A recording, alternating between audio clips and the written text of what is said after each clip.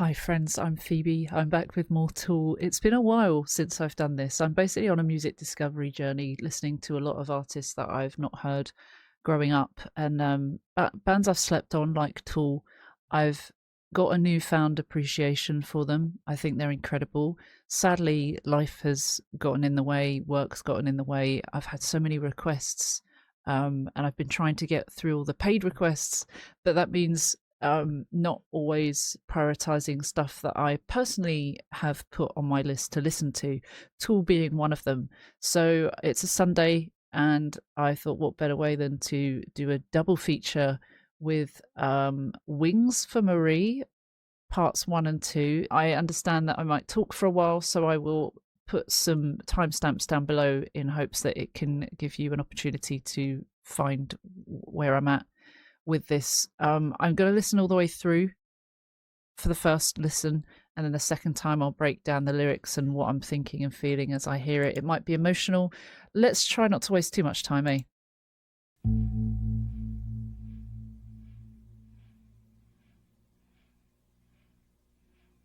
So this is part 1. Sounds sinister. Almost feels like giving up. Or like the ticking of a clock, but very slow. Time slowed down. You hear that noise in the background as well, like.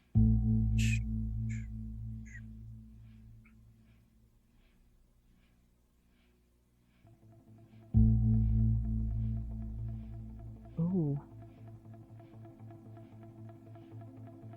Oh, it's giving me shivers already. Chills. Oh, the pace. This is slowing down too. Some beautiful notes.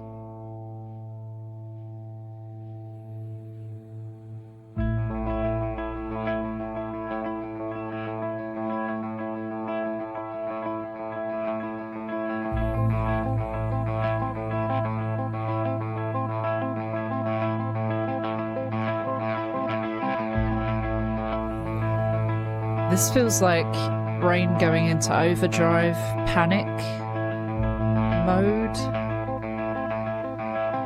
A little bit chaotic, hard to think straight.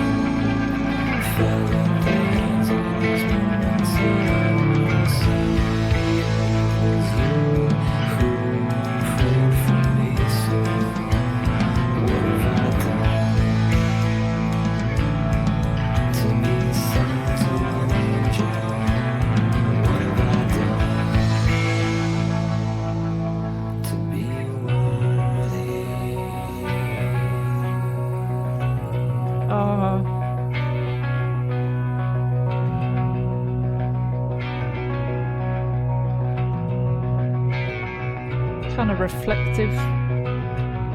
I like how the vocals aren't overpowering. They kind of blend in a bit with the music sometimes.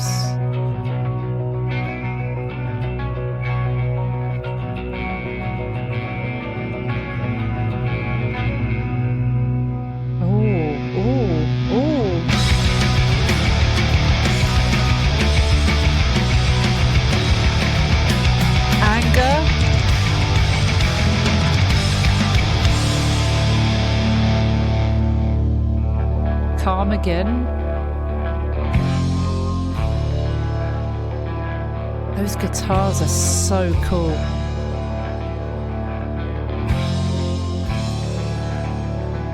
Same with the drums, obviously.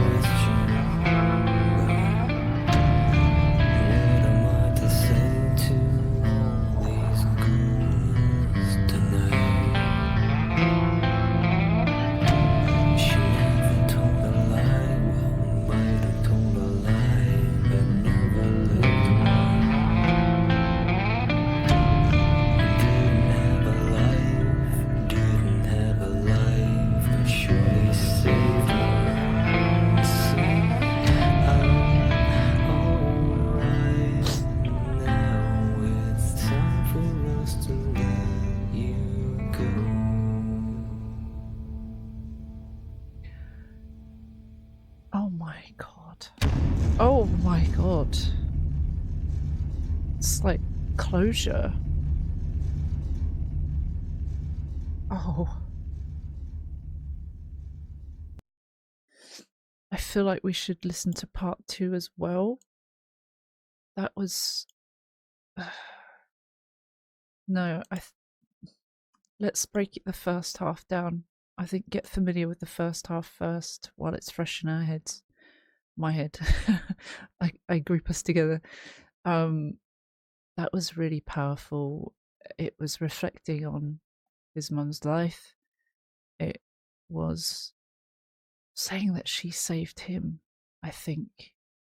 Talking about how wonderful she was and how sad it was. A light in your eyes, then immobilized. Jeez, okay.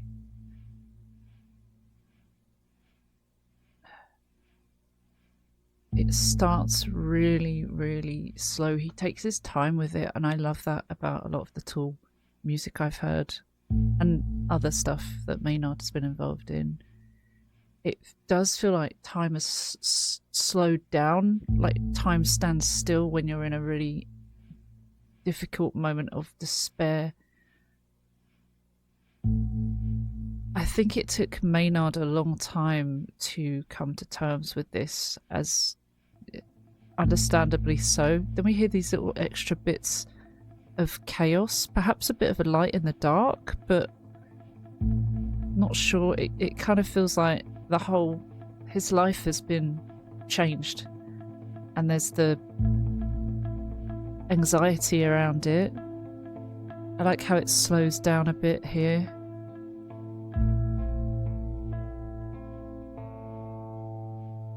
That's really cool. Sorry to stop, but obviously we have to do that. For those that don't know, you probably are already familiar with this, but Wings for Marie parts 1 and 2, as well as all of 10,000 Days, the album was dedicated to Maynard James Keenan, the vocalist's mother, Judith Marie Gridley. She passed away 3 years prior to the release of the album. When Maynard was 11, his mother suffered a brain aneurysm that left her paralyzed for the remainder of her life. Despite her unfortunate condition, she maintained a strong faith in God, though Maynard would have odds with her views at times. He espouses in the album's 2-part dedication that I've not heard that word before, espouses. he says that because of her faith in such a trying episode, she above all others is deserving of heaven. It talks about saying that she prayed for him. 10,000 Days of the album's title refers to the 27 years that Maynard's mother lived after being paralysed. That's heartbreaking. I've talked about this in Jimmy, because this is where the inspiration came for this reaction. Jimmy is also talking about that and coming to terms with it. And I mentioned that one of my friends had a brain injury a few months ago now, and there's tiny bits of progress in terms of speech, but it's very slow, and we're still not really sure what the progress is going to look like. So it's upsetting knowing that my friend's going through that at the moment, and what kind of life that's going to mean for him and his fiancée that just got engaged just before this all happened. The other thing is that my grandma on my mum's side, she had a stroke, and she lived at least 10 years before passing away, maybe 15, and her quality of life was never the same. So I can imagine what that was like for them with Judith and her experience. It's upsetting, but it's important. I think it's good that there's relatable stuff out there. Anyway, we haven't heard any of the vocals yet, but sorry, I had to rewind. So this slows down.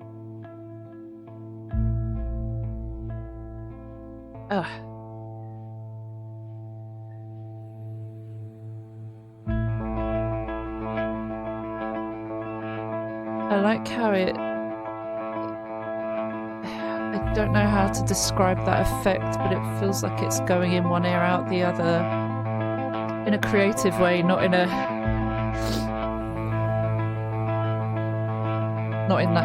phrase kind of way. It's whirring around, it's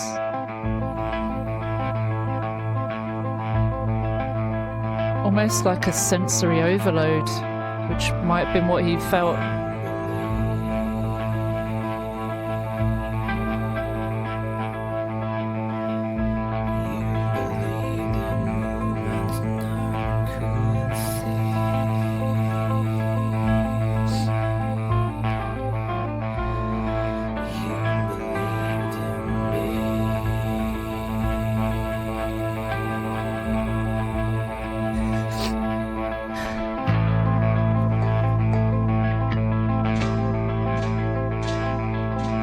We'll go back a bit and listen to this part, but the intro alone is so deep and just reflective of her.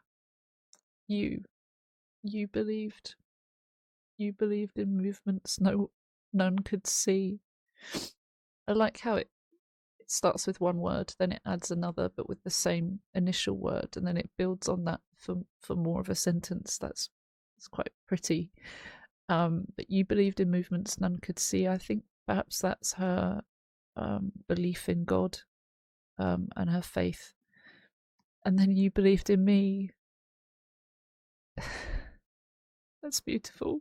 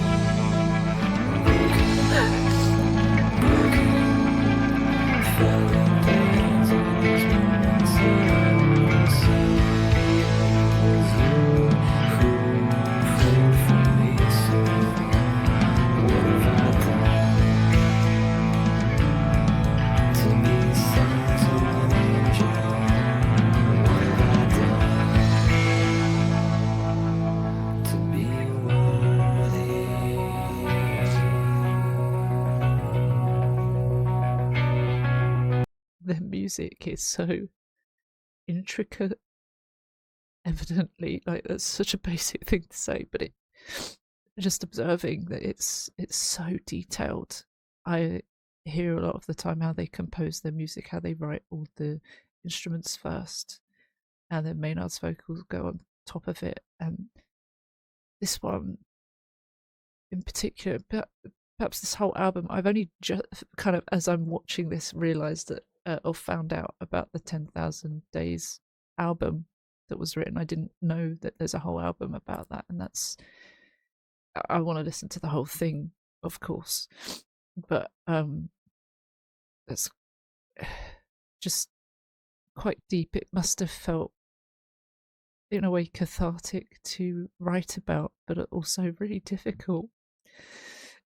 Talking about her characteristics, saying a passionate spirit, uncompromised, boundless and open, a light in your eyes, and then it's all taken away.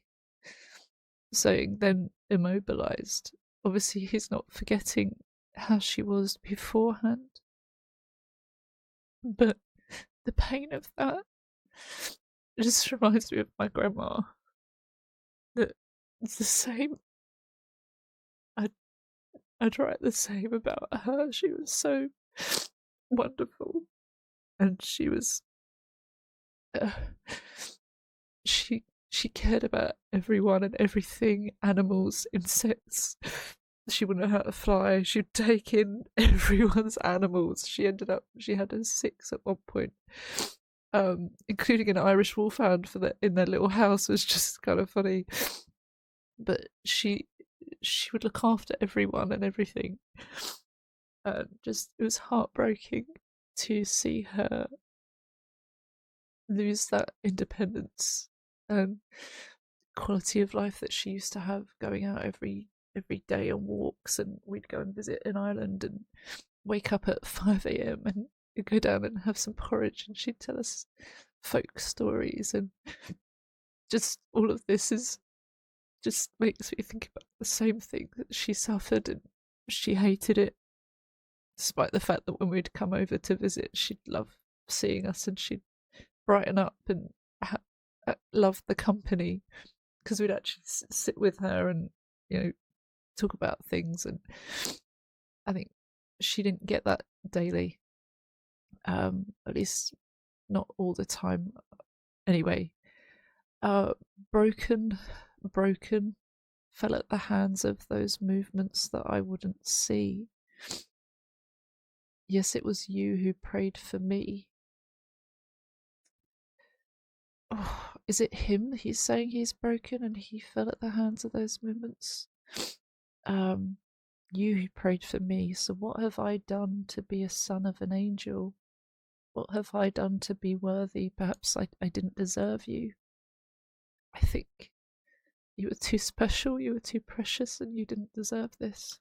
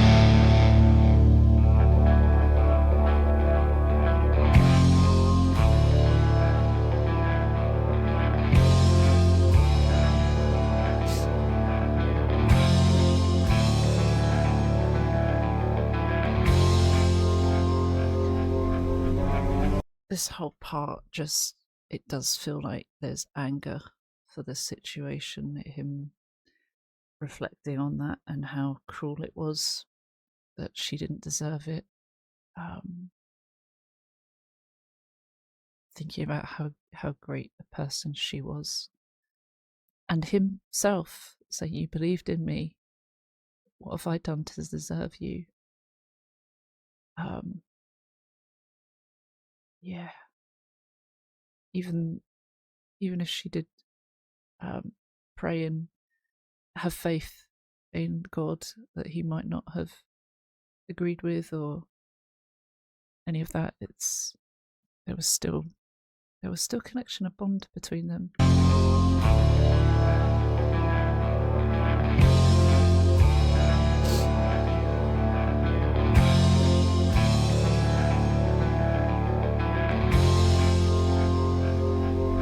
The pause.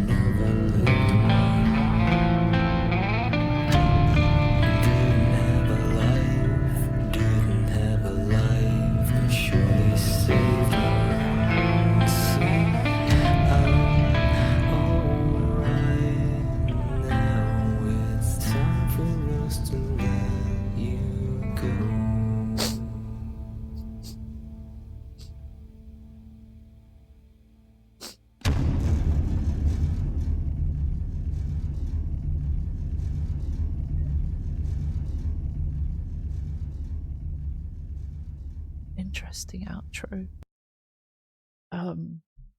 Daylight dims, leaving cold fluorescence. Difficult to see you in this light. Perhaps the state that she was in, right? Um, Either just before she passed or after, as well. Um,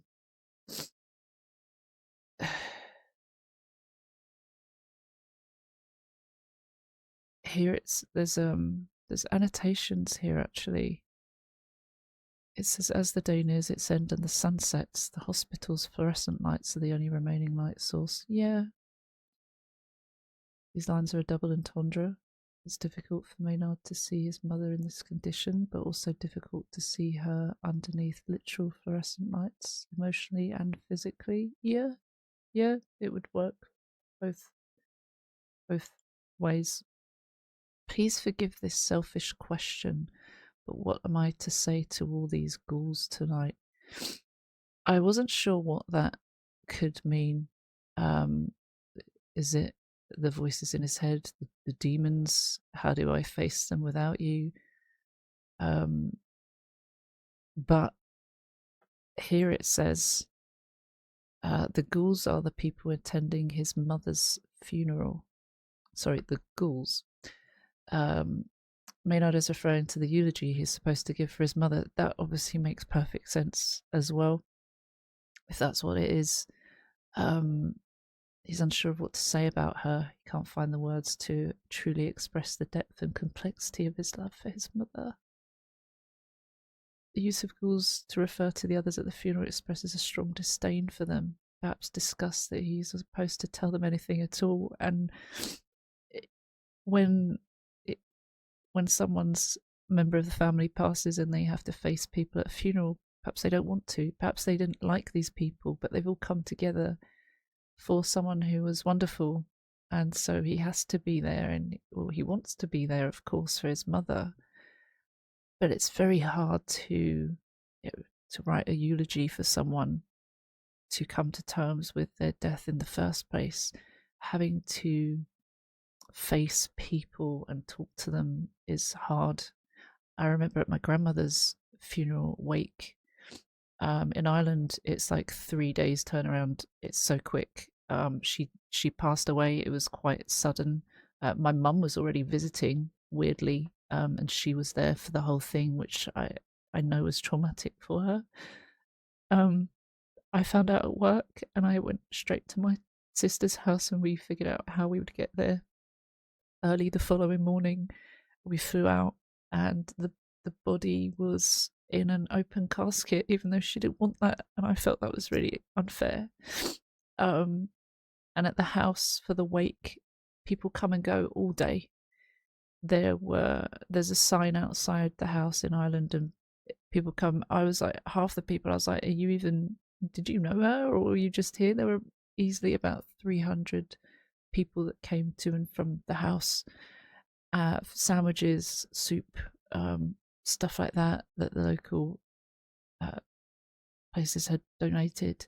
My mum said some people might just be coming for a sandwich and a bit of soup, even a tea. There were so many people that would come, and you face them, you say hello, and they'd say sorry for your loss, and that seemed to be it. Hundreds of times throughout the day, it was very strange for me. That was my first wake that I'd experienced, and it was my grandma, and as the first open casket that I'd experienced, it was quite traumatic. I was still coming to terms with the fact that it had even happened. And then the next day is the funeral, and that's it. It's like so quick. So it's all kind of strange, but yeah, having to talk to people. What am I to say to these people? How you expect me to function? Um, and then saying she never told a lie. Well, might have told a lie, but she never lived one. So saying, like, maybe a small white lie. Um, she wasn't a bad person. Um, didn't have a life.